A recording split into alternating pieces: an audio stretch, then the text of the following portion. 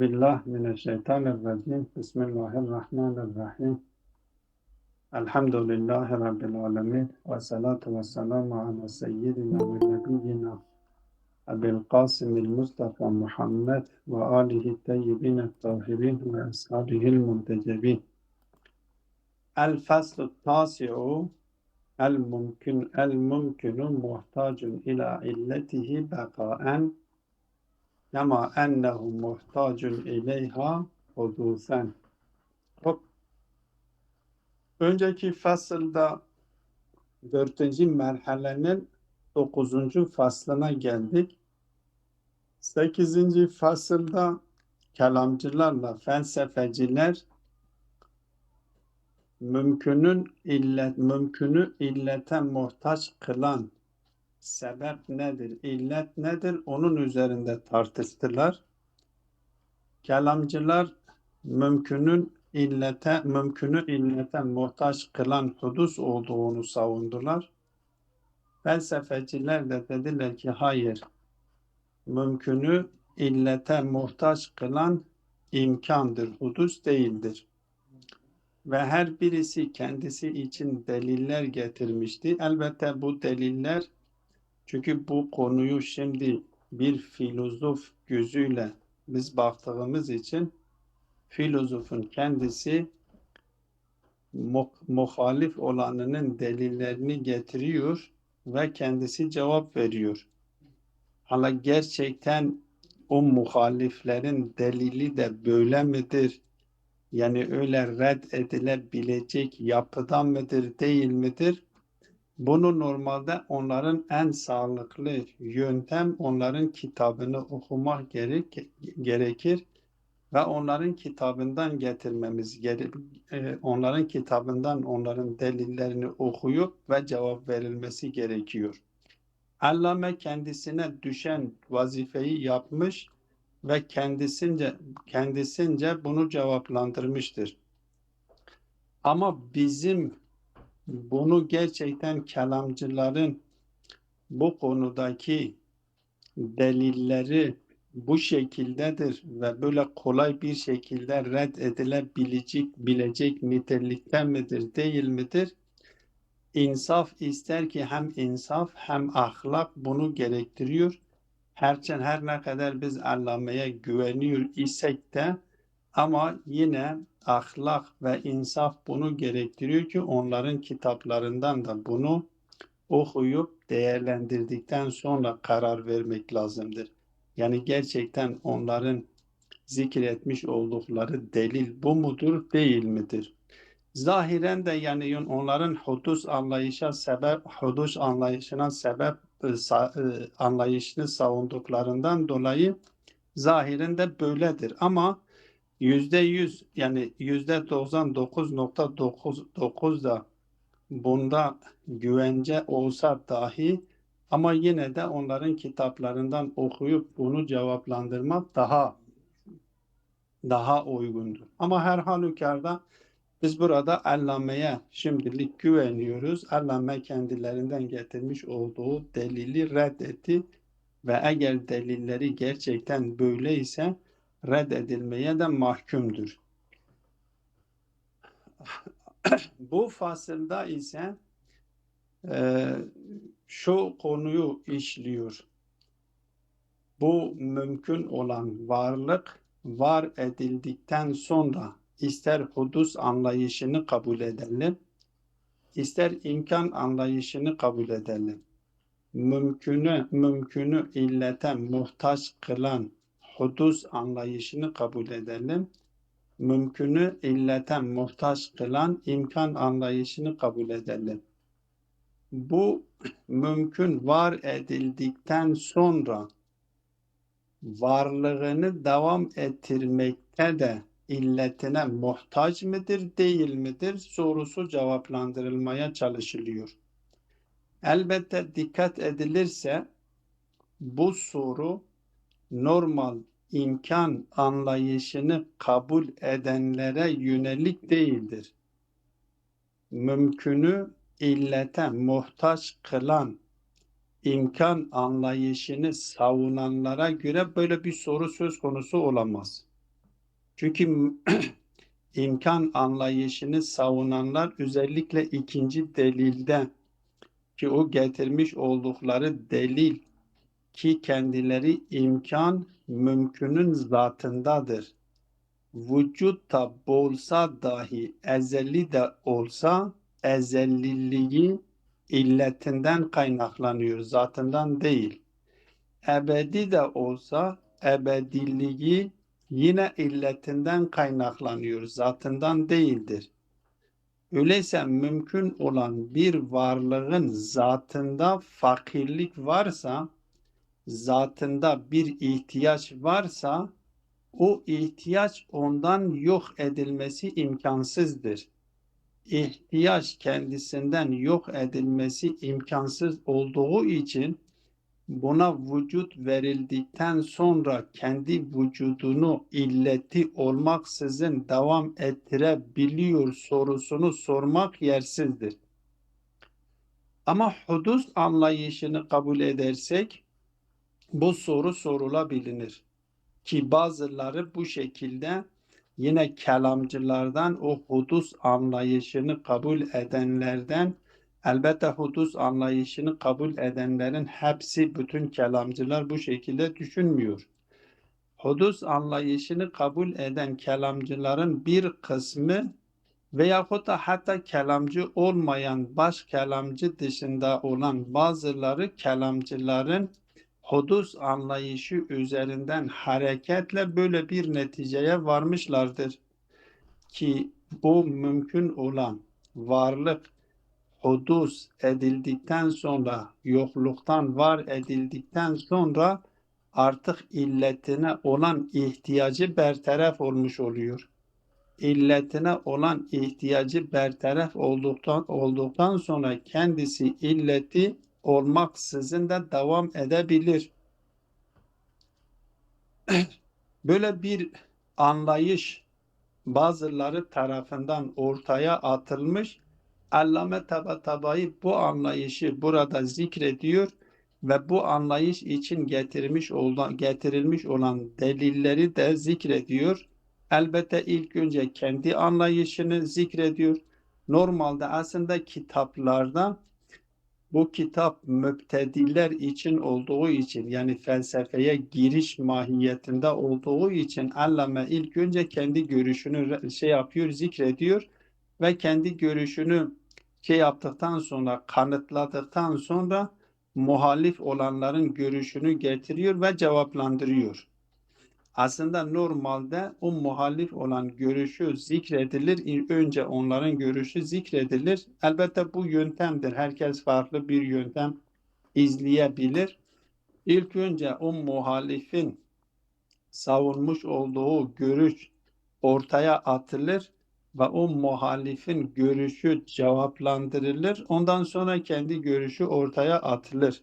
Bu da ikinci bir yöntemdir ama dikkat ettiğimiz kadarıyla Allame bu kitapta genelde o birinci yöntemi izliyor.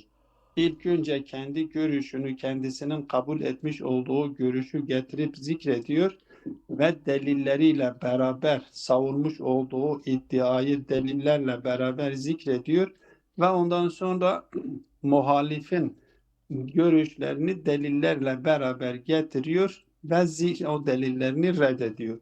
Orada da Allame getiriyor. İlk önce kendisinin savunmuş olduğu iddiayı delillendiriyor. İki tane delille delillendiriyor ve onda zaten o iki delil de yine önceki fasılda okuduğumuz konulardır.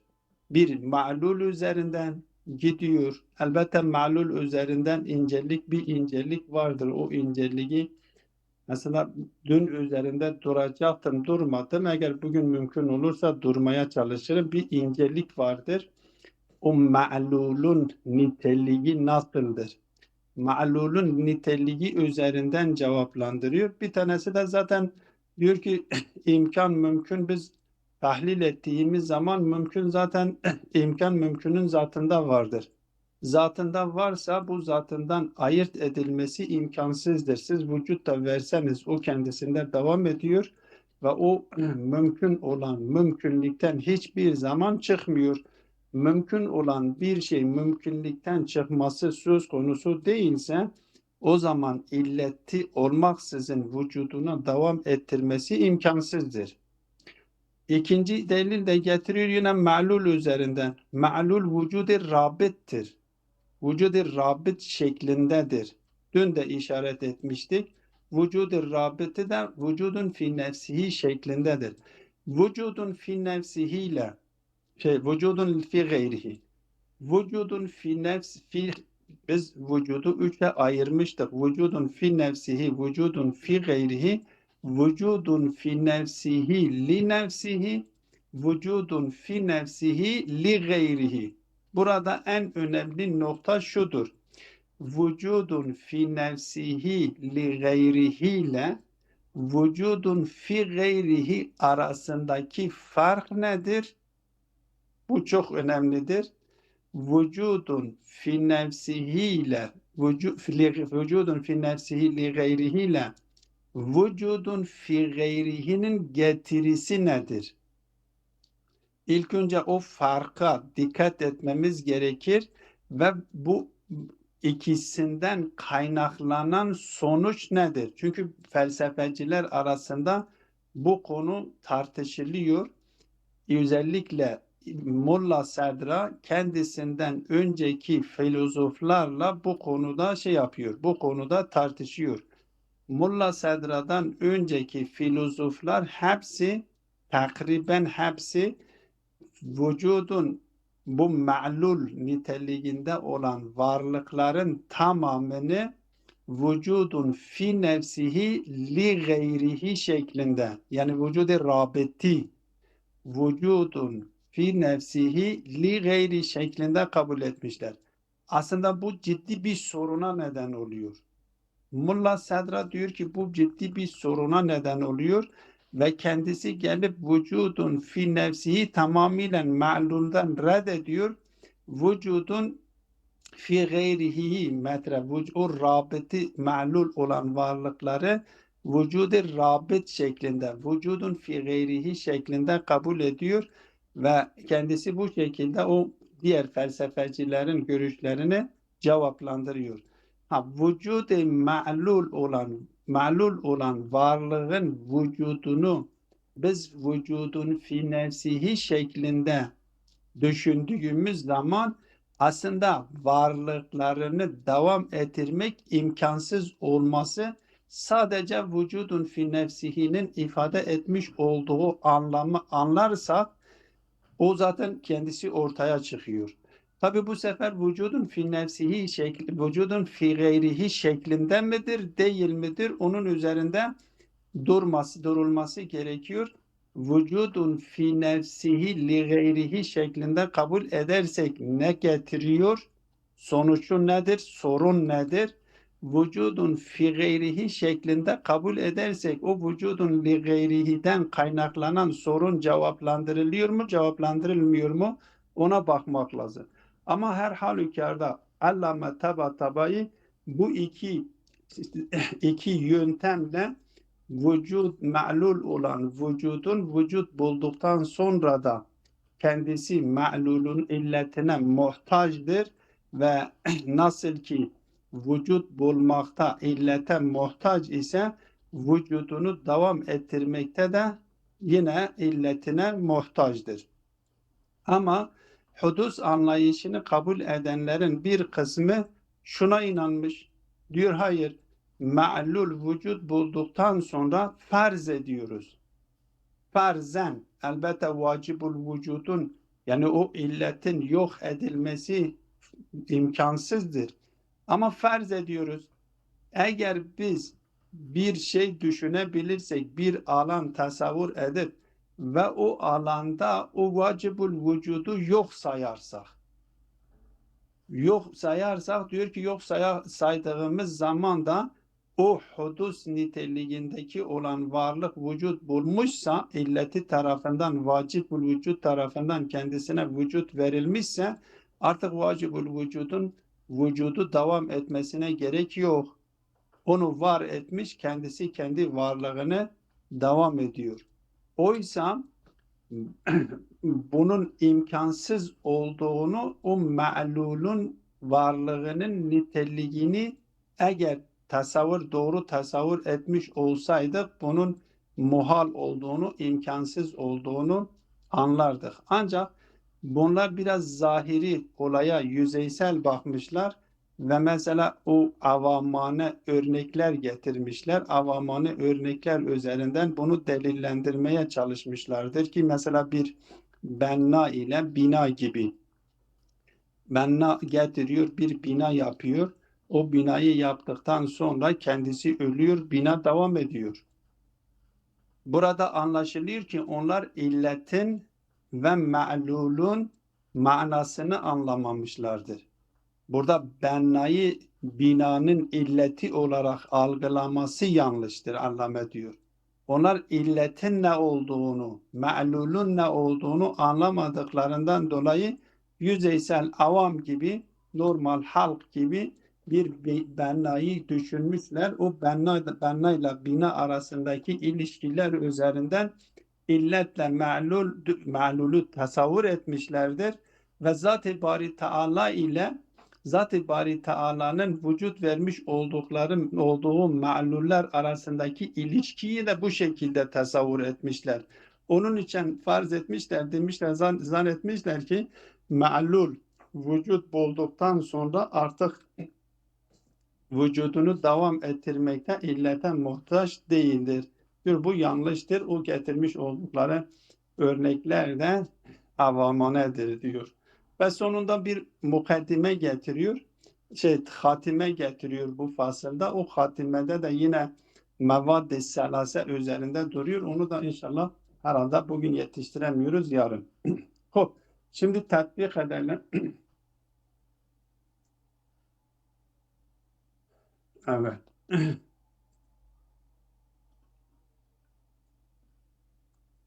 El feslu tasi'u el mümkünü muhtacun ila illetihi bekaen kema ennehu muhtacun ileyha hudusen. Zaten kendisi, unvanın kendisi bir anlamda kendisinin görüşünü de belirtiyor. Bu 9. fasıl nedir? Mümkün. Diyor ki kendi illetine vücut olarak, vücut bulmakta, meydana gelmekte, hudus bulmakta illetine muhtaç olduğu gibi kendi vücudunu devam ettirmekte de, beka kalmasında da, vücudunu devam ettirmekte de yine illetine muhtaçtır.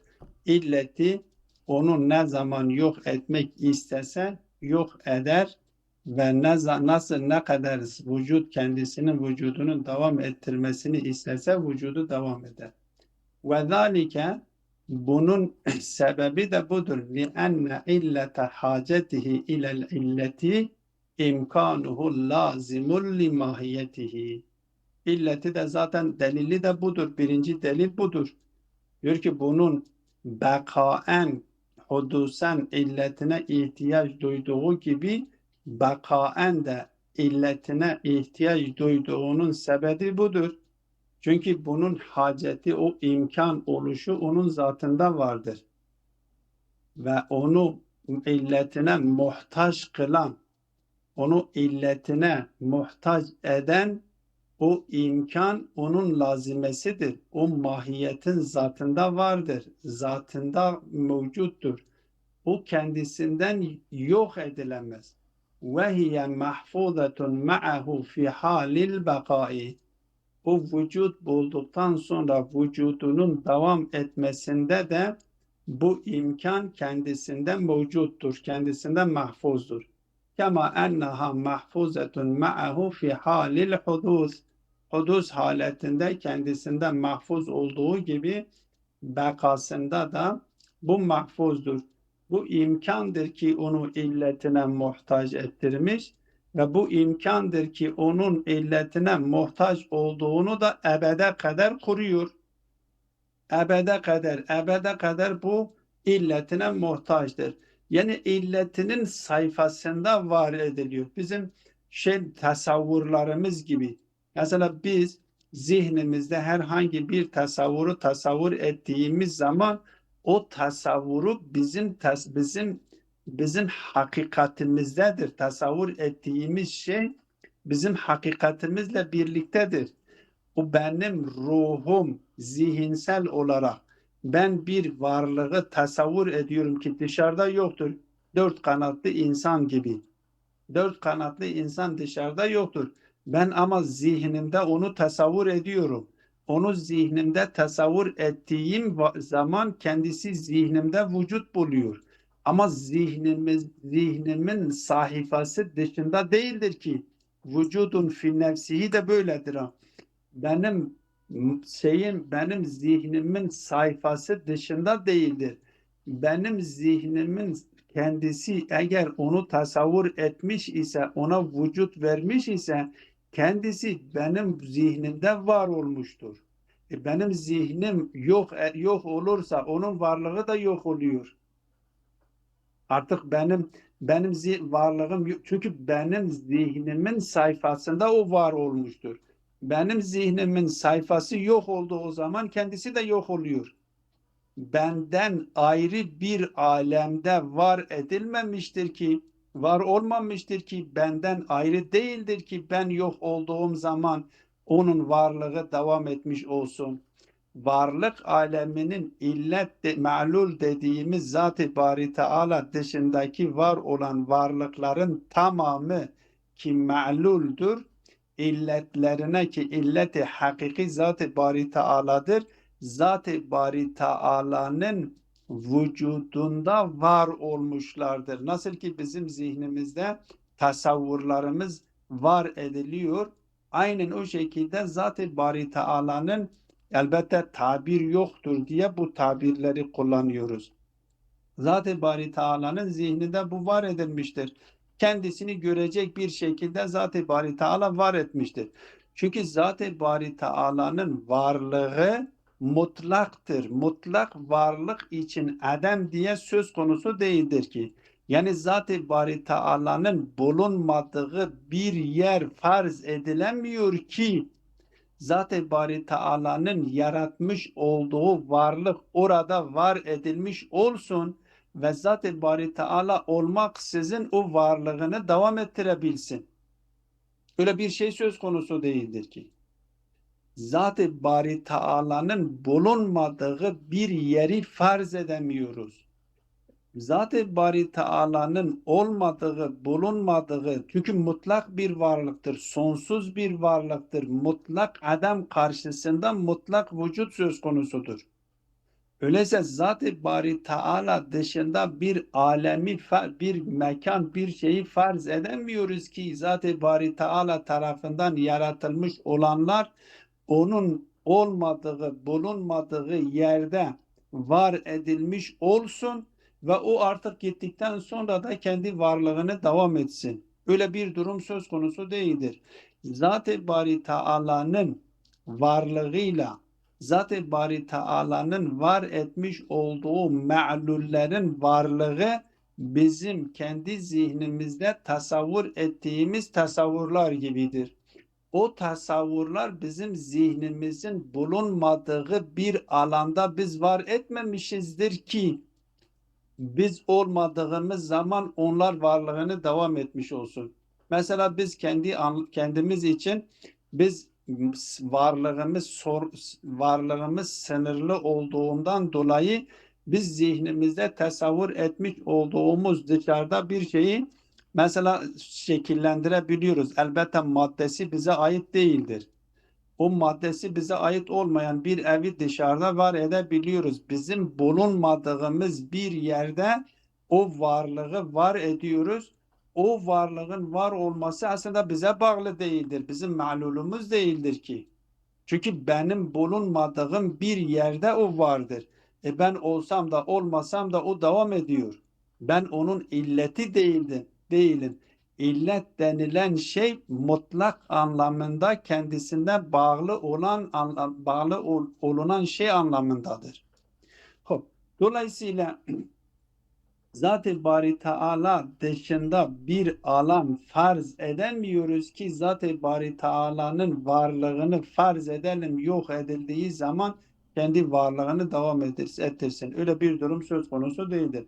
mümkün olan varlıktaki bu ihtiyaç hem hem hudusen ve hem bekaen o illetine muhtedir.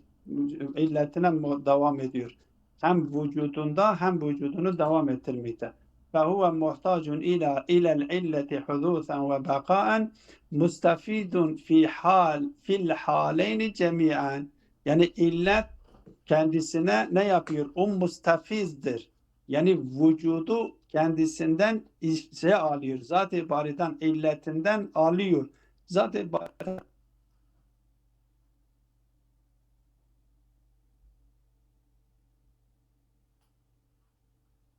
kendisi yok olunuyor. Bu birinci burhan. Yani birinci burhan yine imkan üzerinden, imkan mümkünün ma'lulun zatında vardır ve kendisi var edildikten sonra da devam ediyor. Burhanun aher, ikinci burhan diyor. İnne vücudel ma'luli, bu önemlidir. İnne vücudel ma'luli kema tekerreretil işaretu ileyhi ve seyeci'u beyanuhu. İnne vücudel ma'luli vücudun rabitun mutaalliku zati bil illeti mutakavvimun biha gayru mustakillin dunaha. Vücud-i ma'lul nedir? Ki kaç sefer buna da işaret edildi ve daha sonradaki bunun üzerinde konuşulacak. Diyor ki vücudun rabitun, vücud-i rabit niteliğindedir.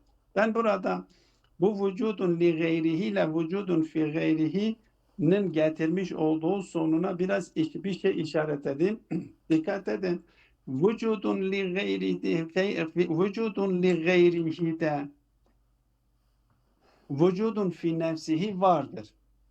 Vücudun. Çünkü biz vücudun fi nefsihi ikiye ayırdık. Dedik vücudun fi nefsihi ya li nefsihidir ya li gayrihidir. Örnek de getirdik, arazlerin tamamı bu cinstendir. Yani cisimle renk düşününüz. Cisim de vücudun fi nefsihidir.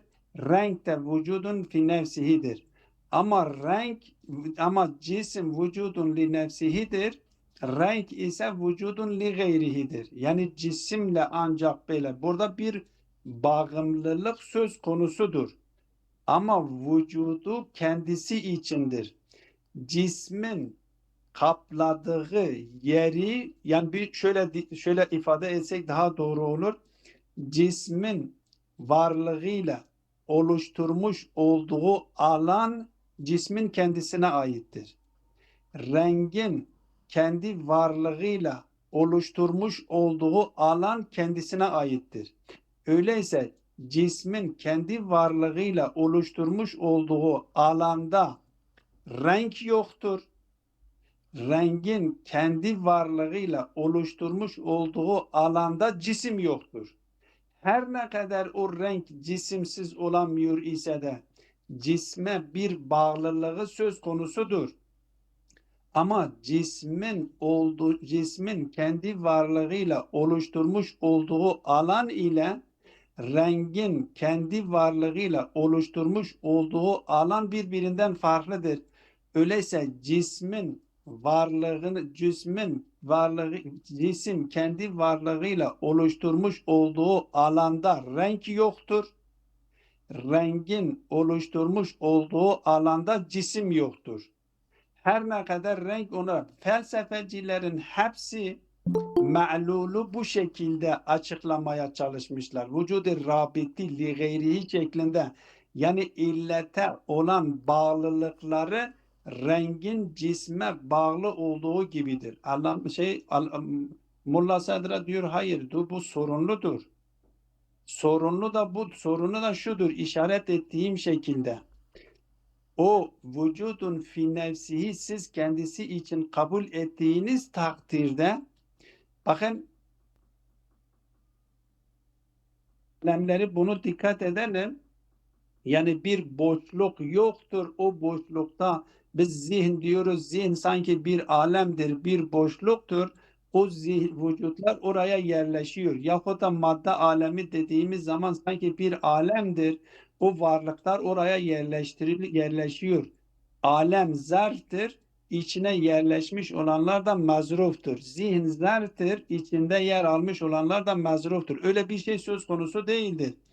Belki alem dediğimiz şey varlıkların var olmasıyla şekilleniyor. Bir zihinsel bir kavramdır. O kendi varlığıyla oluşturmuş olduğu alana biz alem diyoruz. O her varlığın var olmasıyla aslında alan şekilleniyor. Yoksa biz alan önceden vardır ve o alanda yer alıyor, öyle bir şey söz konusu değildir.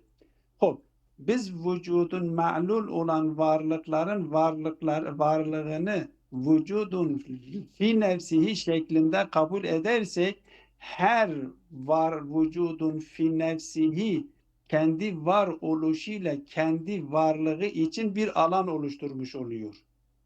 Öyleyse her varlığın kendi varlığı için oluşturmuş olduğu alandan diğer varlığın kendi varlığıyla oluşturmuş alandan yoksundur. Eğer biz ma'lul olan varlıkları vücudun fi nefsihi şeklinde kabul edersek biz Zat-ı Bari Teala'yı sınırlandırmış oluyoruz. Yani ma'lulun olduğu yerde ma'lulun kendi varlığıyla oluşturmuş olduğu alanda Zat-ı Bari Teala yoktur anlamına geliyor. Bu da Zat-ı Bari Teala'yı sınırlandırmaktır. Mulla Sadra diyor. Diyor ki öyleyse ma'lul olan varlıkların vücudu rabiti şeklinde vücudun fi nefsihi li gayrihi şeklinde kabul edersek böyle bir sorun meydana geliyor. Dolayısıyla biz ma'lul olan varlıkları vücudun fi nefsihi li gayrihi şeklinde tasavvur etmemiz imkansızdır. Zat-ı Bari Teala'yı sınırlandırıyor ve Zat-ı Bari kendilerinin bulunduğu varlıklarıyla oluşturmuş olduğu alandan Zat-ı Bari Teala yoksundur. Bu Zat-ı Bari Teala bu illet olamaz ki. Öyleyse biz ma'lul niteliğinde düşündüğümüz varlıkları vücudu rabit şeklinde tasavvur etmemiz gerekiyor. Yani vücudun fi gayrihi ki örnekte zikrettim bizim tasavvurlarımızın zihnimizin tasavvur etmiş olduğu tasavvurlar gibi benim zihnimin olduğu alanının kendisinde benim tasavvur ettiğim de vardır. Ama benim zihnimi sınırlandırmıyor. O bir nefsihinin vücudunun var olmasıyla benim vücudumu sınırlandırmıyor. Bu şekilde biz ma'lulu düşündüğümüz zaman hiçbir zaman ben o dört kanatlı insana vücut verdim. Vücut verdikten sonra nerede vücut vermişim? Vücudumun bulunduğu alanda vücut vermişim kendisine. Vücudumun bulunduğu alanda kendisine vücut vermiş isem benim vücudum yok olursa onun vücudu nasıl devam eder? İmkansızdır. İşte bu şey buna işaret ediyor. Diyor inne vücudel ma'luli vücudun rabitun mutaallikud zat bil ille mutakavvimun biha gayr müstakilun duna. Aslında onsuz müstakil olamaz ki. Onun bulunduğu alanda vardır. Fehaluhu fil haceti ilel illeti hudusen ve bakaen vahidun. İster hudusen düşününüz, ister bakaen düşününüz. Onun illetine olan ihtiyacı hudusen neyse bekaen de aynı şekildedir. Vel hacetu mulazimetun. Hacet mulazimdir, ondan ayrılmıyor. Bu Allame'nin kendi görüşünü söylüyor ve ondan sonra muhalif olan görüşünü savunanların delillerini getiriyor. Diyor ki وَقَدْ اِسْتَدَلُّ عَلَى اِسْتِغْنَاءِ الْمُمْكِنِ عَلَى الْاِلَّةِ فِي حَالِ الْبَقَاءِ بِاَمْثِلَةٍ عَامِيَةٍ. Amiyane bazı misaller getirmişler. Kemisalil benna'i vel kemisalil bina'i vel benna. Bina ile benna gibi. Haythu innel bina'a yahtacu fi vücudihi ilel benna. Diyor bina ihtiyaç duyuyor bennaya. Hatta iza benahu ta onu bina edinceye kadar. Bina ettikten sonra istagna anhu fi bakaihi bakasında ondan müstagni oluyor. Allame geliyor bunu hemen reddediyor. Ve rudde bi ennel binae leys bi ennel benna'e leyse illetun mucidetun lil binayı. Aslında benna illet-i mucide değildir ki bina için. Bel harekatu yedihi ilelun muiddetun li hudusil içtimai beyne eczail bina. Binanın eczalarının bir araya getirilmesi için bu illeti nedir? Bir araya getiriyor. Yoksa dışarıda onların kendisi var olması o bir araya getirildikten sonra da kendilerine muhtaç değildir. Ve içtimaul eczai illetun li hudusi şekli bina. Bu ecma nedir? O eczalar bir araya getirmekle neyin illeti olmuş oluyor? Binanın şekline meydana gelmesi için illettir. ثُمَّ الْيَبُوسَةُ اِلَّةٌ لِبَقَائِهِ مُدَّةً يُعْتَدُّ بِهَا. Yani kendisi için belli bir kendisine belirtilmiş olan o yabusetle oradaki mesela diyelim ki o betondur. Onlar betonla yapılmış o betonun kuru olması yahut da o çamurun kuru olması onları koruyor. Aslında onların iç ecza ki illetleri şey yapıyorlar. İlletleri kısımlandırıyorlar. İlleti faili, illeti gai, illeti suri ve illeti maddi. Burada illeti maddi söz konusudur. Yani binanın illeti maddesi o eczalarıdır. İlleti suri de o suretidir. Şey ne yapmıştır? Benna ne yapmıştır? Dışarıdaki o eczaları getirmiş bir yan yana koymuştur. O binayı o şekilde koruyan o benna değildir. O eczaların içindeki yapıdır. O eczalardaki yapı o binayı o şekilde tutuyor. Yok, bu zaten Bari Teala tarafından o yapı kendisine verilmiştir ve onları o şekilde koruyor. Zaten Bari Teala o yapıyı kendisinden alırsa kendisi hiçbir şey yerinde kalmıyor. Dolayısıyla diyor ki bunların getirmiş oldukları bu deliller amiyanedir ve bunlar illetle me'lulu doğru bir şekilde anlamamışlardır. Dolayısıyla me'lul hudusen nasıl ki illetine muhtaç ise bekaen de illetine muhtaçtır diyor. Ve sallallahu ala Muhammedin ve alihi teyyibin Evet. tahirin. Deli hocam bir şey sorabilir miyim? Buyurun. Yani ez bu kurmancı bejim. Çava em dibêjin ji me'lûlê ra ji dervayê zêhnê ciyekî tune ye îja illet jî nayê sınırlandırmış kirin di me'lûlê da.